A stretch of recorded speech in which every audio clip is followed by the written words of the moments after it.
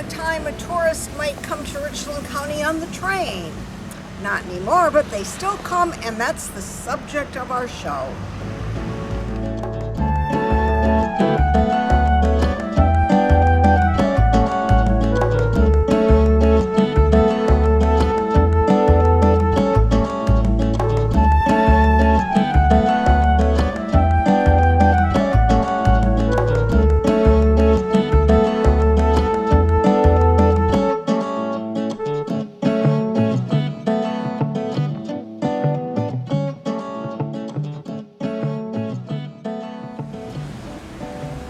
It's the first day of autumn, and so a good day to look at colorful leaves.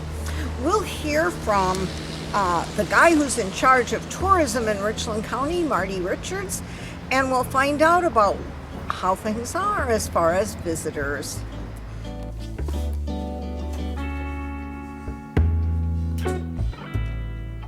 We began a great week of morning shows. We have lots to talk about this week with upcoming events and homecomings and all kinds of activities. Today we're going to be talking about tourism in the area, and we're talking with the Director of Greater Richland Tourism, Marty Richards. Marty, you're here again, and you have some good news for us, I think. Well, there's a lot of good news for folks looking for things to do. Number one, we really are coming into a busy time. I've in the past kind of talked about this just a little bit.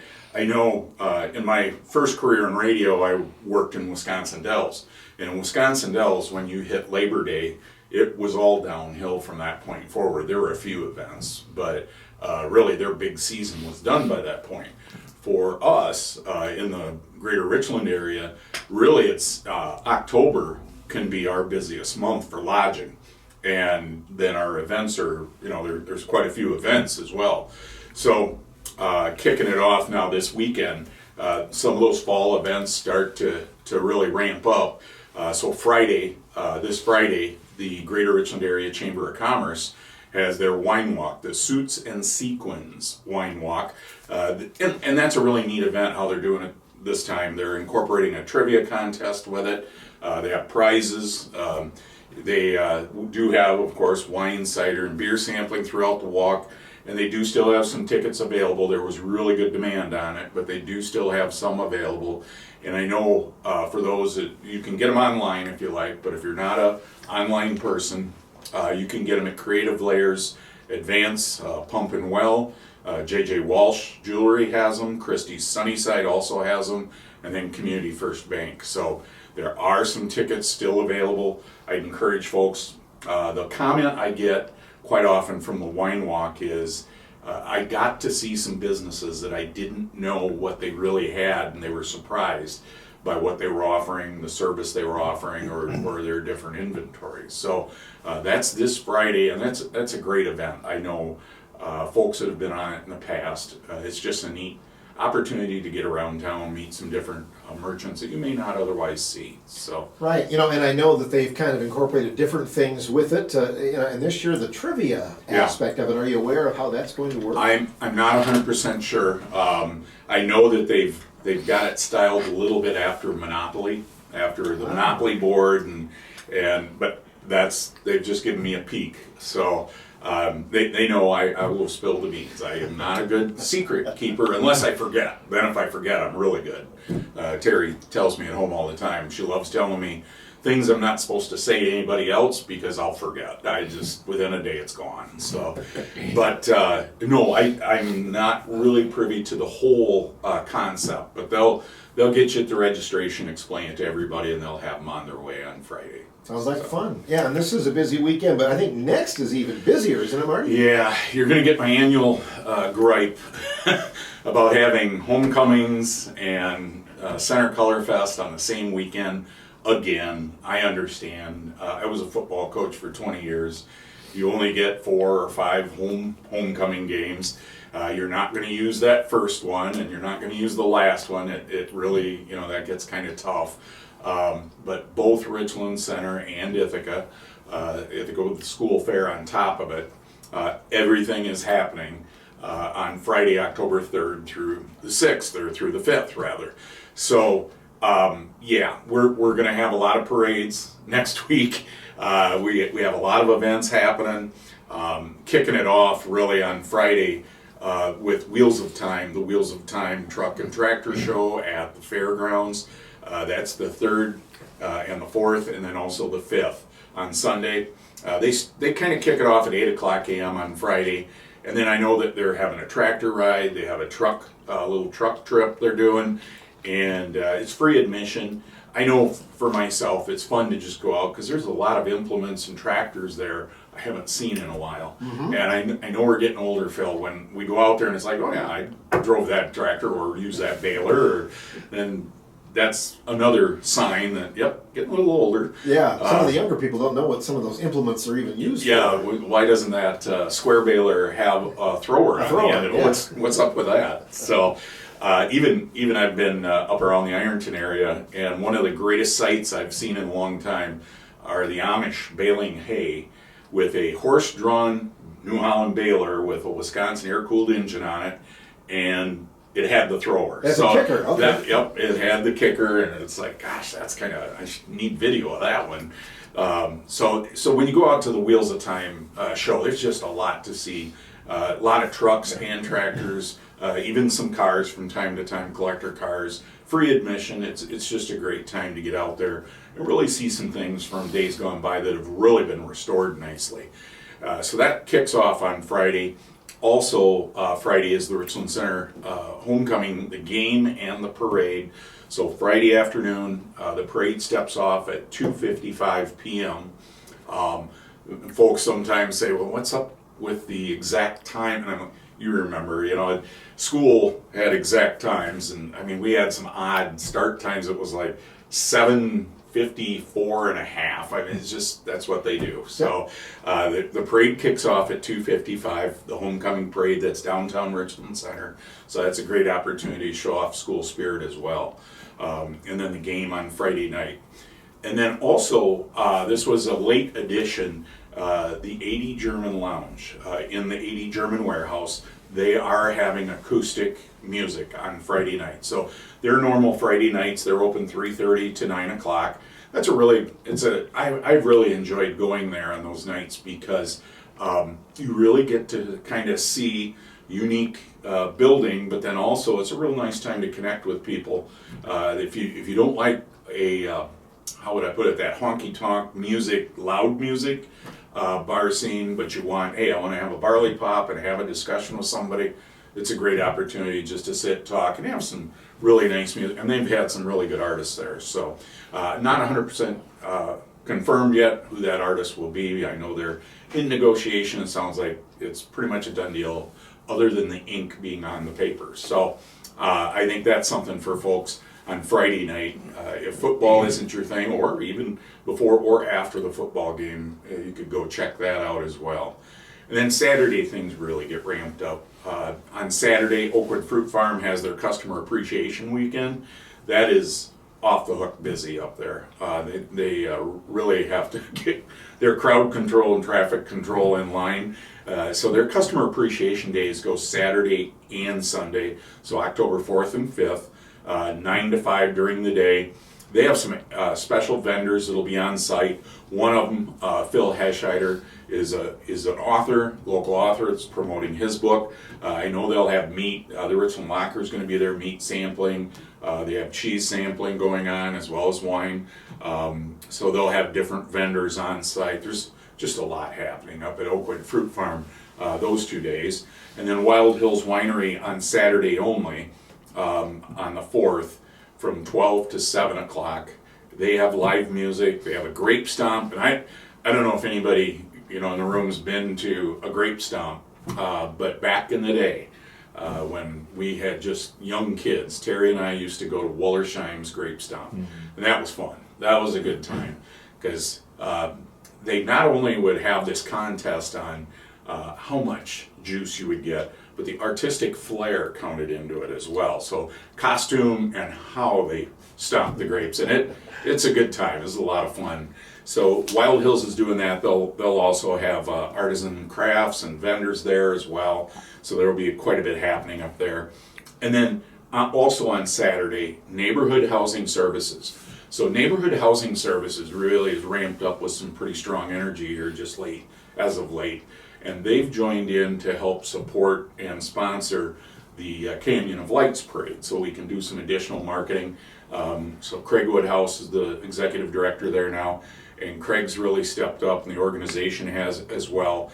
They are having an open house on Saturday from 1 o'clock to 4 o'clock, where you can go and learn some of the history of the hotel. Now, if folks don't know, the Park Hotel's history is outstanding. And there's even some things I've learned in research with doing a video and other things. I think a lot of people know John F. Kennedy appeared there, and Jackie. And there are pictures of them there too. They have, yep, Craig showed me just the other day, they've got a really nice picture of JFK speaking, and then there's Jackie sitting right next to him. And but there's also some others that we don't have a written they were there, but we're pretty sure they stayed there because they appeared at the auditorium. So for those that are unaccustomed or don't know the history, Central Avenue was the street in Richland Center where everything happened back in the turn of the century, so like 1900s into the early 1900s. Because when the auditorium was built, that was very notable, as it was the first civic auditorium that was built to be for profit in Wisconsin, and it was following a law that had just changed that allowed him to do that. Well, since then, Liberace had performed there. Harry Houdini also performed there. I believe it's Liberace that they do have verification that he did stay at the Park Hotel. They're pretty sure Harry Houdini had to stay there, because might still be there. Yeah, who knows? Yeah, he's in the closet, hasn't escaped. Who knows? But yeah, there's quite a history there, and they've done some nice research. They've got a lot of that. So on Saturday the 4th, 1 o'clock to 4 o'clock, they're going to have their open house, and you'll get to learn more about neighborhood housing services as well, and some of their efforts. And they're pretty excited with building a new home here in town that they'll be able to have for sale shortly. So I encourage folks just to stop in. I know they'll have refreshments and some treats there as well. And then this time of year, I kind of look forward to, because in my family, my mother-in-law is really big in quilting, but the Friendship Quilters Guild has their annual quilt show. And that's at Schmidt-Woodland Hills, Saturday and Sunday, October 4th through the 5th. I know the times are a little bit different, so like on Saturday, it's 10 to 4. Sunday, I believe it's a little shorter time frame. They're done at 3 o'clock. But they'll have just a ton of quilts. And I guess my interest in quilts is that they always tell a story. And I did a video here a couple of years ago with them to kind of explain what their event is, and I'll probably replay that again on our social media channels. But they have a bed turning, and I had a million jokes for what that possibly was, although I had to keep most of them in my head because it wasn't for family consumption probably. But the bed turning is really interesting, because that's a time where they take the quilts one by one and just turn them so that you're exposing the next quilt, and they all have a significant story. So that's an opportunity that you'll want to catch. I know they do it 2 times on Saturday and then 2 times on Sunday. Now, I'm throwing all this information at you, but I know on your community calendar, a lot of this information's on, so you'll be repeating this information. I know in the shopping news and in the Observer, we'll be running some ads with all these items detailed. And for those that want or are capable to get on the website, our website, greaterrichlandtourism.com, we'll have all of these events and then a link specifically to more information. So we will have that information available. So a lot of that's during the day on Saturday. And then for me, the highlight is the Canyon of Lights Parade, Saturday night at 7 o'clock. We basically, it's a rectangular route, so nobody gets lost. It's easy directions on the parade route, running along mostly Central and Park Streets. They do start at 6th, and then we'll come up Court Street. 7th. 7th. Or 6th. No, 7 o'clock. Oh, 7 o'clock, sorry. You said 6. Well, I meant 6th Street. Oh, I misunderstood. So, my apologies. You and I have never miscommunicated before in our life. That's shocking. No, it's 7 o'clock step off. You're right. And we've got a lot of registrations already, but we'd love to have more. And you can either do that through GreaterRichlandTourism.com, or you can call. We take registrations over the phone. 608-630-2452 is the number to call for that. And the one thing that we haven't seen a ton of yet that I'd love to see more of would be collector cars, collector trucks. Some semis, I know, boy, they're lit up quite nicely.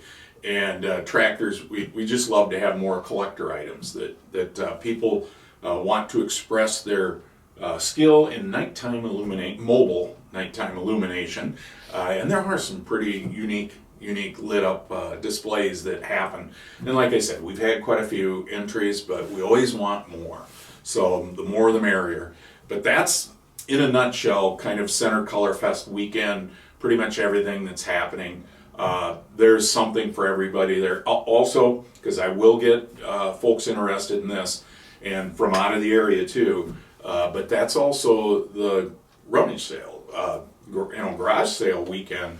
And that's a funny one. There's certain things I get phone calls or messages about when are things happening or what's going on. And whenever it's a city or county-wide rummage garage sale, that people want to know when that is. And that is happening that weekend. So I've had some that are like, well, is there a map? And with our involvement with the parade and making all that happen, and I'm real happy this year.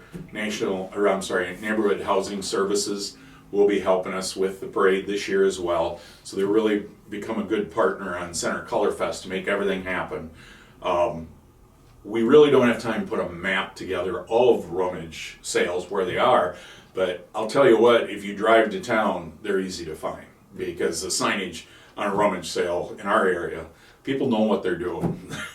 And then, of course, check the shopping news as well, because there will be ads there for those sales that weekend. And then, that's a crazy weekend, but it doesn't stop there, because then later in October, Pumpkin Fest kicks off.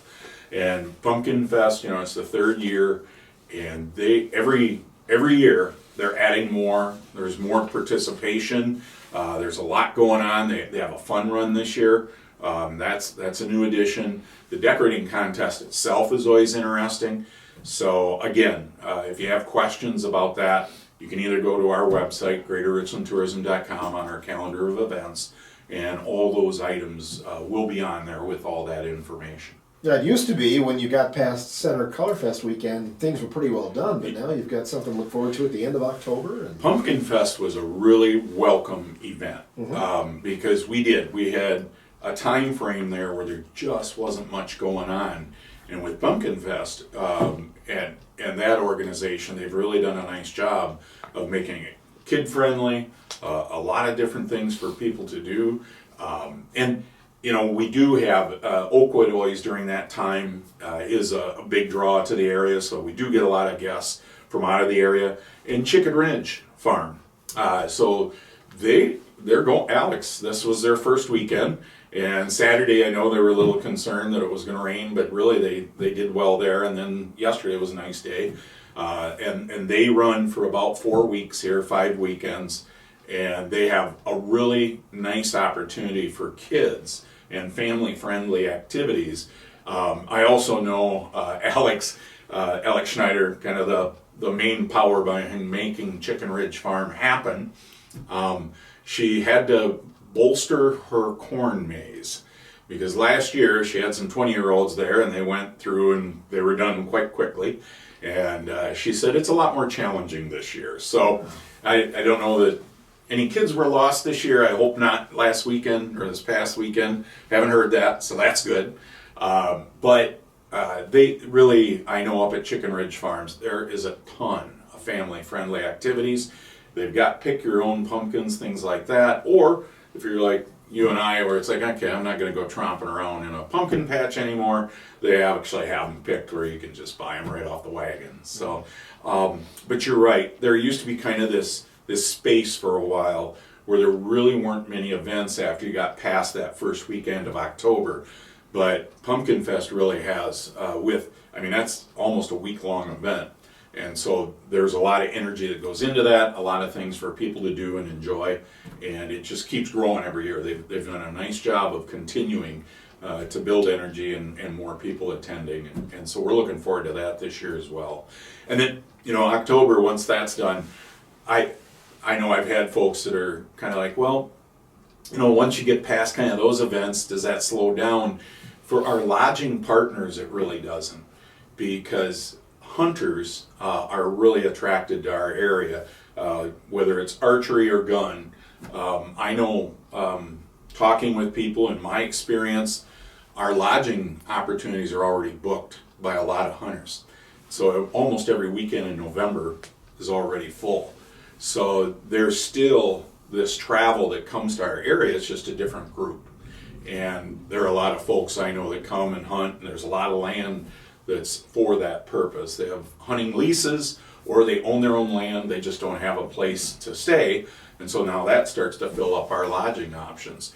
And then when we get into November, of course, we get a little bit excited November 23rd, because that's when the holiday craft, I always call it the holiday craft-a-palooza, happens this year on the weekend of November 23rd. And that Saturday, there's 3 big holiday markets that really are nice and draw from a wide area.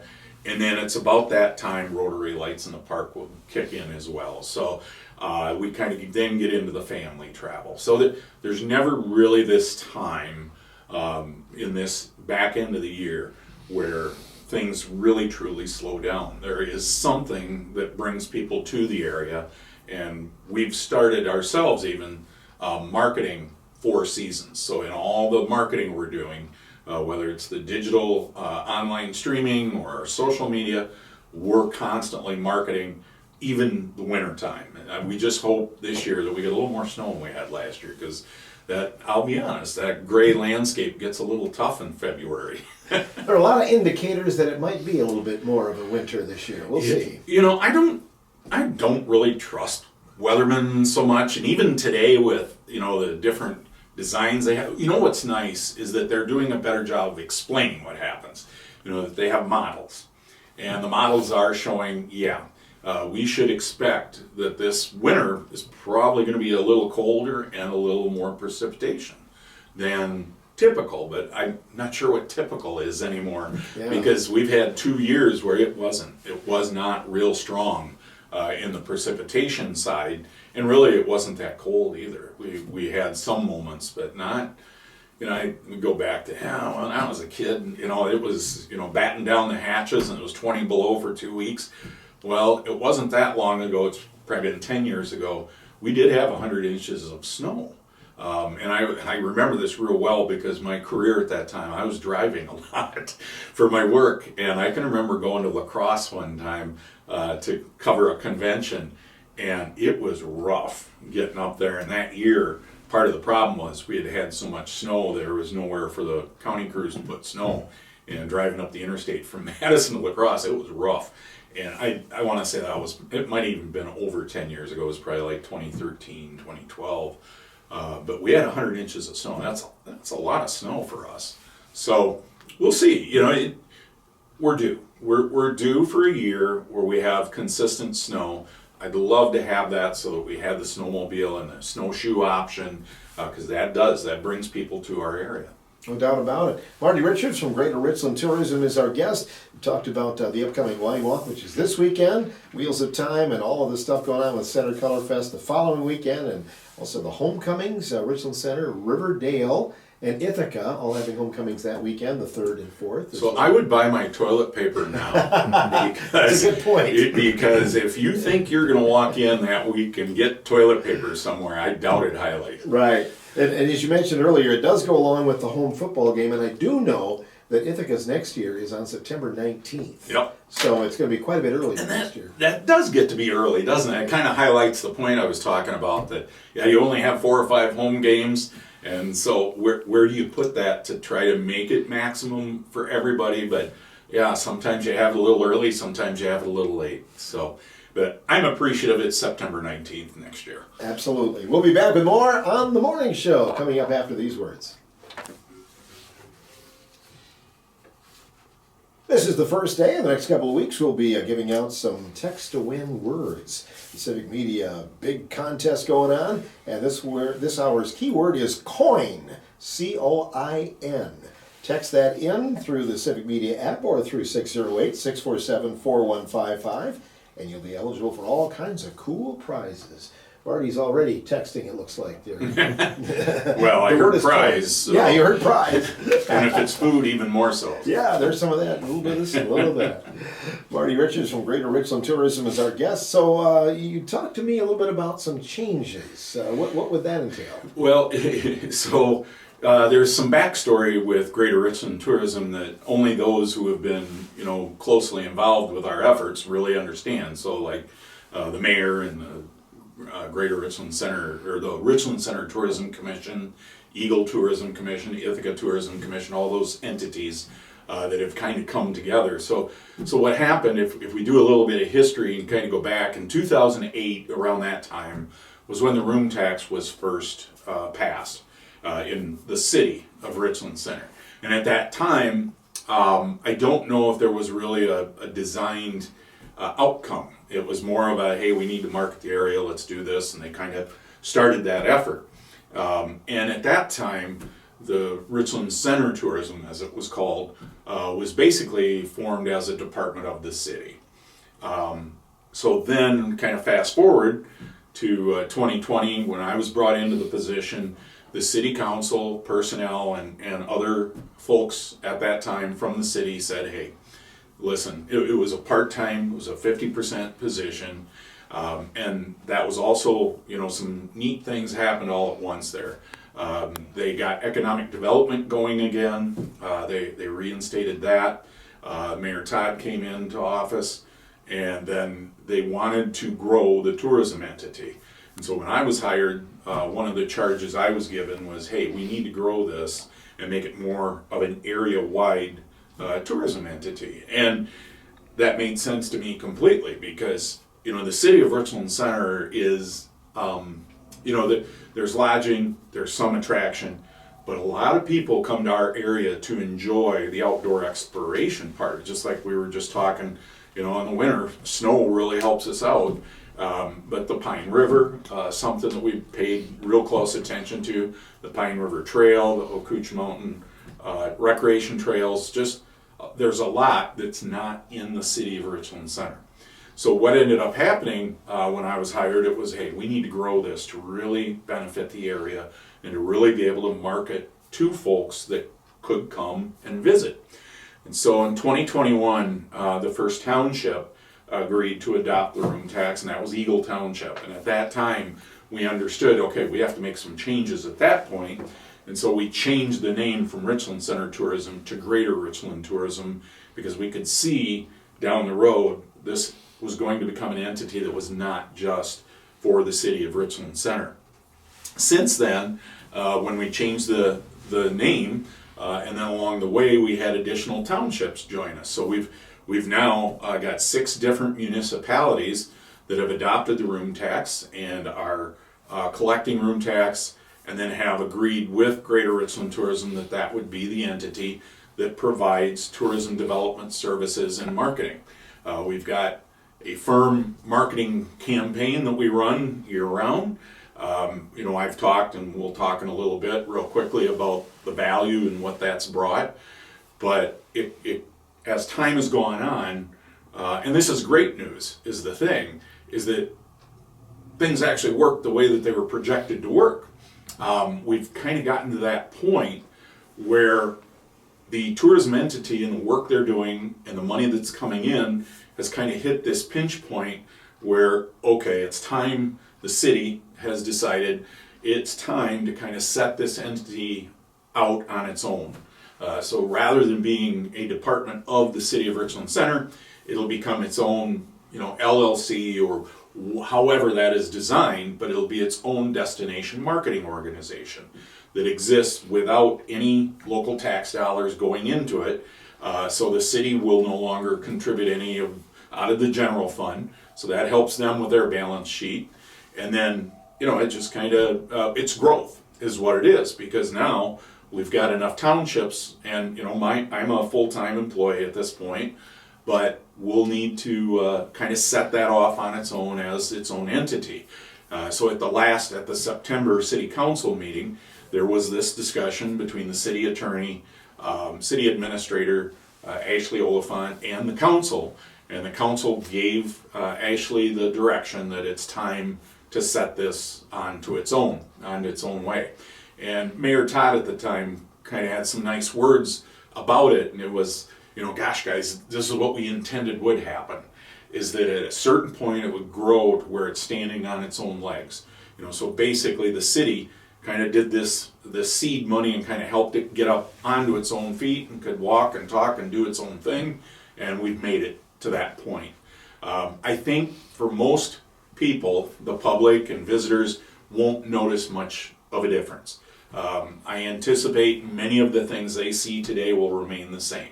It's just simply the organizational structure of it, that it'll have to be set off then kind of, and this is typical. There are very few cities who have their own tourism department.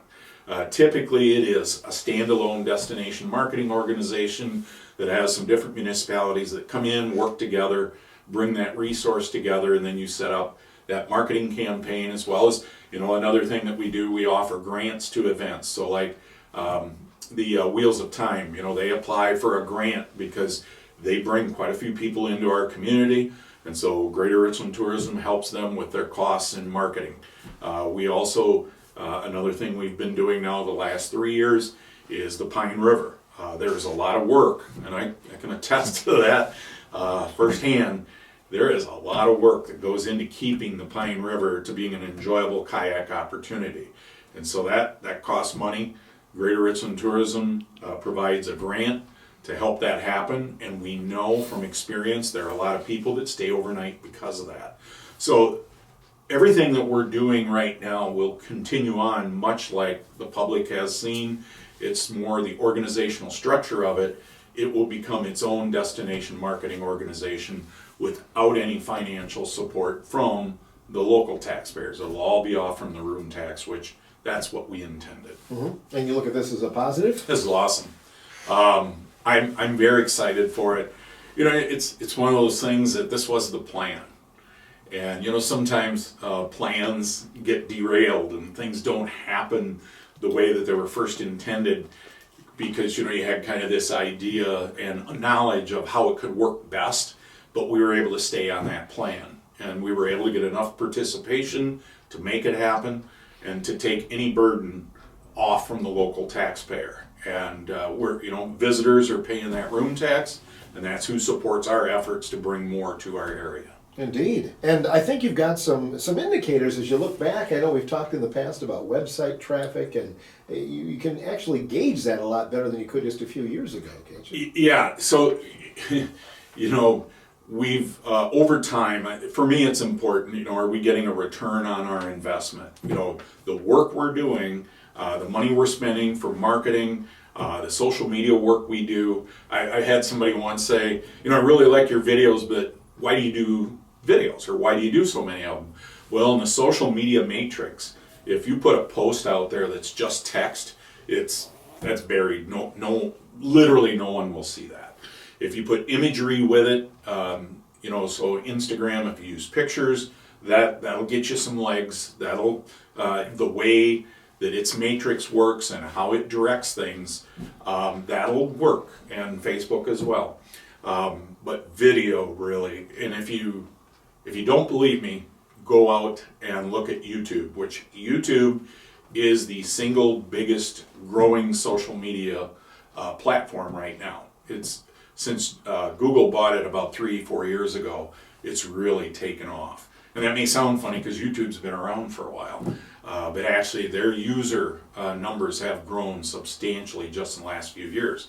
Well, if you're not doing video, you're not going to do anything on YouTube. You're going into the argument without an argument. It's just, you're in trouble. And so that's why you'll see us do a lot of video. What happened was, about 2021, so a lot of things came together at the same time, and that's what really helped us. and it was about 2021, 2022. We got through the COVID years. We did recover from that quite quickly. So Greater Richland Tourism, our indicators of how we were doing really rebounded quickly on the direct visitor spending. But our first indicator to see how are we doing, is our marketing working, is our website count. We just look at new visitors to the website. And in 2024, we had 80,981 new visitors. And a new visitor meaning they had not been to the website for previous 90 days. Now, could some of those could they have been to the website previously? It's possible. However, it wasn't within 90 days. And that's a pretty typical standard measurement in the industry, that they're looking at new visitors in the last 90 days. And we increased from 2023 to 2024. We increased because in 2023 we had 57,436. We increased over 30,000 new visitors to our website in that year. And so far this year, we're again over 10,000 new visitors ahead of last year. And if we go back and look, and I share these charts from time to time with public so they can see it, but we can see year over year over year, we're getting a large increase in our website, meaning new people are checking us out. They're looking at what we're offering, they're making their plans. They may not come this year, maybe they come next year, because I don't have the numbers on how many times somebody has to check something out. I do know in insurance circles that it takes like 3 quotes a lot of times before people will shift or change. So they'll check you out, they'll kick the tires for a while. And it's no different for tourism and people coming to our area. It takes them a couple times checking out what you're offering, what's going on, before they'll move. So then our real measurement, website visitors give us an idea of next year what we're going to see in our spending, because that's really what our goal is, getting visitors to come to our area and spend more money, or more visitors spending money. And so the Wisconsin Direct Visitor Spend Report comes from Wisconsin Tourism, and what they're doing is they're looking at the Department of Revenue tax collection, and they have a way to measure direct visitor spending county by county, looking at tax revenue. So they look at lodging, entertainment, different categories that are directly affected by visitors to your area. And in 2024, it was the 3rd year in a row, taking out 2020 because of COVID. There's other factors at play there. It's the 3rd year in a row that we've reached a new record for Richland County for direct visitor spending. And so direct visitor spending in Richland County in 2024 was $27,400,000. And another way that we can see that is by the increase in the county sales tax, because we've seen that continue to increase as well.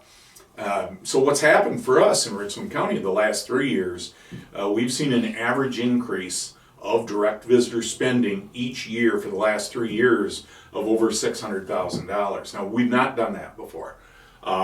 This directly relates to the marketing that we've been doing. And if I showed you a chart that starts in about 2008, 2009, and direct visitor spending, we were flat. We were not increasing. And actually, if you looked at compared it with inflation, we were falling behind, because inflation was higher for a while than what our increase in direct visitor spending was. And we even had some years it was downturns. And I remember when I first came into the position, we'd be, out of 72 counties, we'd be like 69th in increase. And that's not a good place to be. You need to improve your situation or you're falling behind. And for a while there, that's what was happening.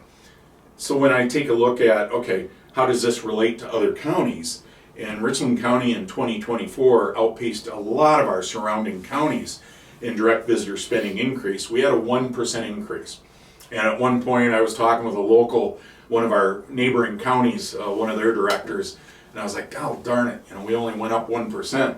And he said, take the 1%. We went down 3.4. And it's like, oh, okay. So then he wanted to know, what were you doing to get the increase? But we've Grant County in 2024, they had a 3.4% decrease. Iowa County had a just under a 1% decrease. Crawford County had a 0.2% increase, so really flat.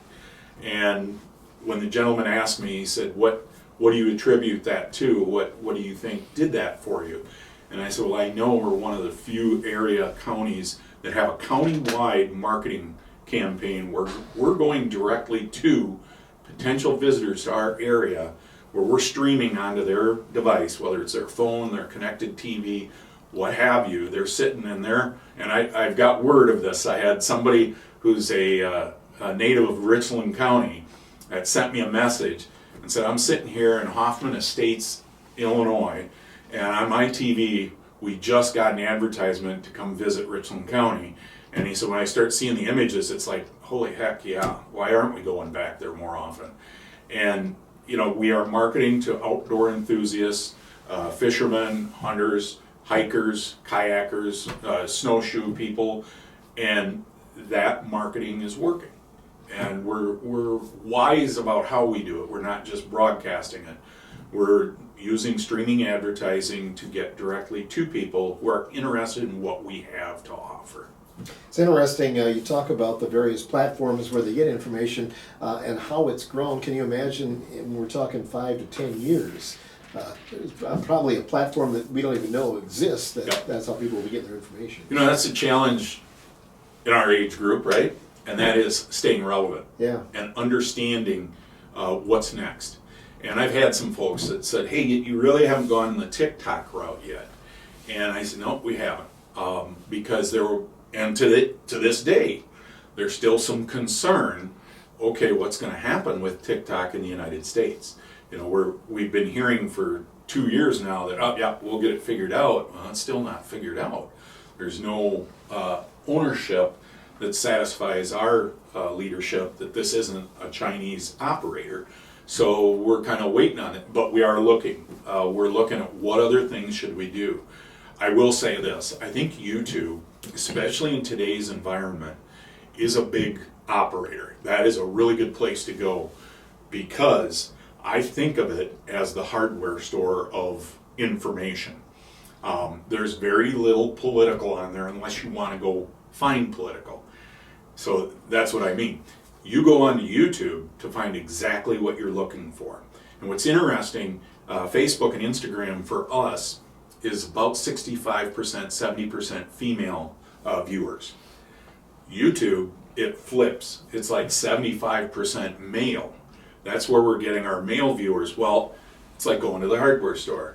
When people come in to YouTube, especially males, they're going in to look exactly for what they want. For instance, I once changed a fuel pump on my motorhome off from YouTube. If I get a new item at home and I want to know more about how to operate it or how to fix something, I go to YouTube and I just I search for what content I'm looking for. Boom, there it is. I've installed mini split units in our cabins off from a video on YouTube. So there's a lot of room for growth still, and I think we're going to see YouTube be there and avoid some of the pressures.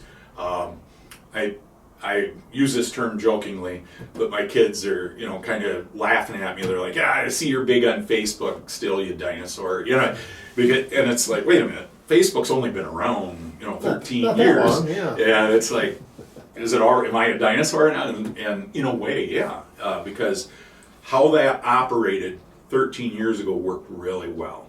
And there are a lot of pitfalls with it now. And, just kind of watch. If you're out on Facebook, you'll see there are people leaving Facebook just because it doesn't fit the way they want to get information today, nor do people like the way it's directed to them. Because you can get caught, and I've seen it myself, where your feed on Facebook gets kind of caught into this narrow lane of, that's not really what I'm looking for anymore.